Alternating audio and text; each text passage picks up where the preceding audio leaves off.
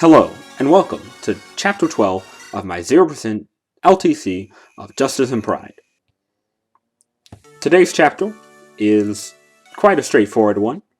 It's a simple seas map, which is pretty great after some of the weirder chapters we had lately. We can see that we start off by giving Nissa the speed wing that we should have given her last chapter, that I just completely forgot to. Because I'm stupid. I didn't actually talk about it, but something really amazing about Nissa, and I don't believe I've mentioned it, is that she has Adept, which kind of makes her amazing, in addition to just all the other reasons that she's great. Here we can see that we also have a new unit, Carmen, who is a Valkyrie that showed up last chapter as a new PC temporarily. He or she starts off by getting an unnecessary crit and being quite in a range of fire. And the reason for that is she's actually pretty dang strong for this point of the game, even on Lunatic Lunatic, gosh. Lunatic difficulty. And that's simply because she starts off with 16 speed, if I remember correctly, and already has high ranks in both light and staves. So this allows her to have just overall a good time in combat. You may also see that we're putting Nissa in a position where she's going to be attacked by a lot of mercenaries. And the reasoning for this is simply Nissa needs to get C rank anima, and the reason for that is we need to use the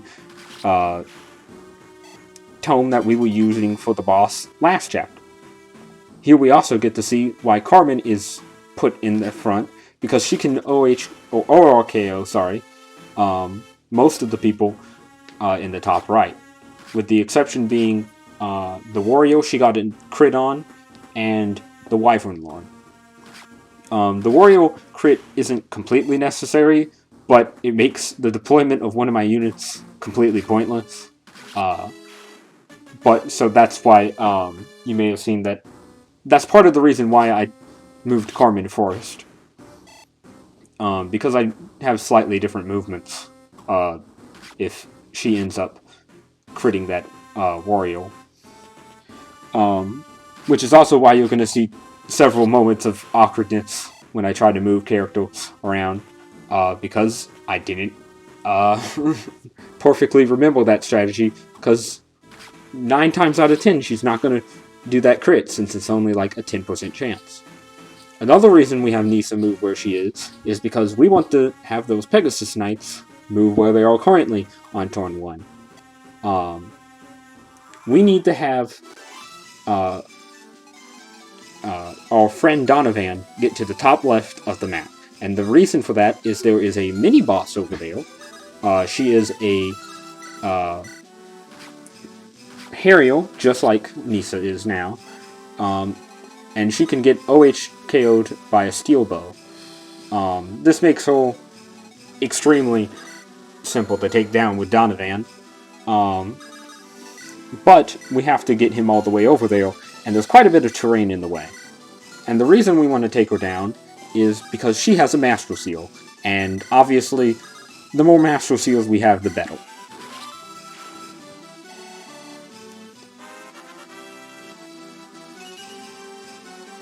You may also see that we have brought our 2 favorite Cavaliers around, and that's, as you can expect, simply just because they have good movement and rescuing capability. Originally I was going to use Donovan's movability and Savior Seal to better use in this chapter, but then I realized that in that process I had to do this weird strategy involving protecting Adorn, and it was just not fun to do.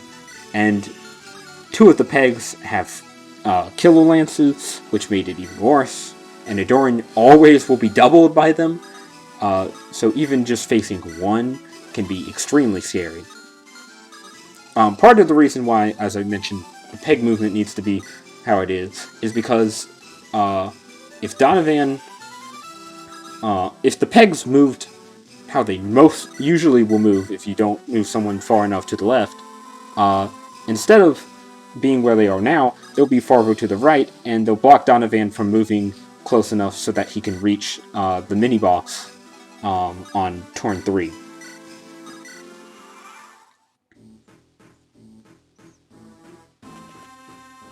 Here we see that we have a very nice formation set up.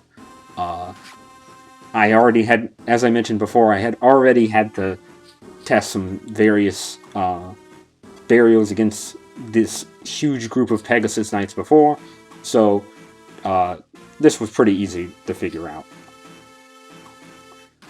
Obviously, these pegs are still going to be in our way for not only the boss kill, but for Donovan, which is another reason we want to bring a lot of units along to the right up north.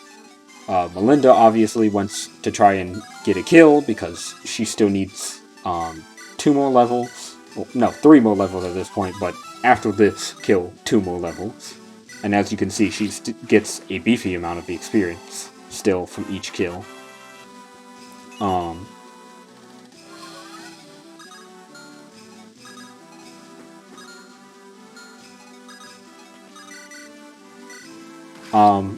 I realize now that I actually could have moved him further up north and used his ability possibly to cleaving blow to instead hurt the boss, but I don't believe that actually would have mattered.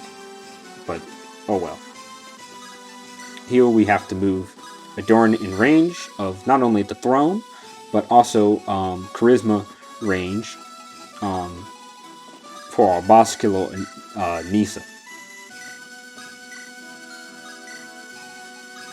I didn't mention him, but the reason we visited that lower right village, as you can tell, is to recruit a new unit. He's a male druid, meaning that he has access to another unique class. I mean, not a male druid, a male shaman, meaning he also has access to a unique class. Kind of like how the female druid does, and that being summonal. Obviously, that is a extremely useful class. I actually think Mecha recently did a video, as of this recording, about the summonal class, and I think people really undervalue just how strong that class is. Being able to use what I might refer to as casual mode strats is extremely powerful. Here you can see that this boss kill kind of sucks. As usual, the main problem being just that Amarok, while strong, isn't very accurate, and there's just very little choice. Thankfully, due to Adept, it's actually a lot more reliable than it appears, since for both of Nissa's hits, she has about 17% chance to double again. Either way, thank you for watching. This was done in 3 turns. I'll see you next time.